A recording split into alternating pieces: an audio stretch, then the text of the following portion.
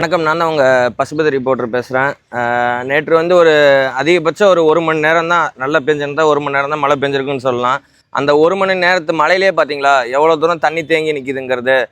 அது இல்லாமல் bus stand வந்து ரொம்ப குப்பையும் குளமாக கிடக்குது. இது உடனடியாக நடவடிக்கை எடுத்து இந்த பஸ் ஸ்டாண்டை புதுப்பிக்குமாறு கேட்டுக்கொள்கிறோம். இது வந்து பொதுமக்களோட நீண்ட நாள் கோரிக்கையாகவே இருக்குது. தொடர்ந்து பார்த்தோன்னா கொஞ்ச நாள் வந்து பேருந்து நிலையத்துக்குள்ளே பேருந்து வரலன்னு சொல்லிக்கிட்டு இருந்தோம்.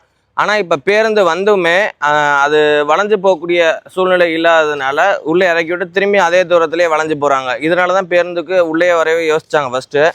அது இல்லாமல் இன்னொரு விஷயம் என்னென்னா, இடையில வந்து ரொம்ப குழியாக இருக்குது. நாங்கள் உள்ளே இறங்கும்போது பேசஞ்சர்ஸ் எல்லாமே ரொம்ப தூரத்துலேருந்து வரும்போது தூங்கிட்டு வராங்க. இந்த பள்ளத்தில் விழுகும்போது எந்திரிக்கிறாங்க. அது இல்லாமல் பஸ் எங்களுக்கு கீழே வந்து பாடி வந்து டேமேஜ் ஆகுதுன்னு சொல்லி நிறையா கம்ப்ளைண்ட் கொடுத்துருந்தாங்க.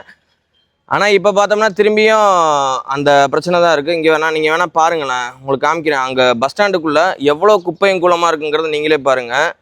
இதை உடனடியாக மாவட்ட நிர்வாகம் மற்றும் நம்ம விராலிமலை ஊராட்சி வந்து இதை உடனடியாக சுத்தம் செய்யணும். அது இல்லாமல் அங்கங்கே கருவை முண்டி கிடக்குது. அதெல்லாம் சுத்தம் பண்ணி விராலிமலையை மீண்டும் பழைய புதுப்பிக்கணுமாறு எங்களுடைய கோரிக்கையாக இருக்குது.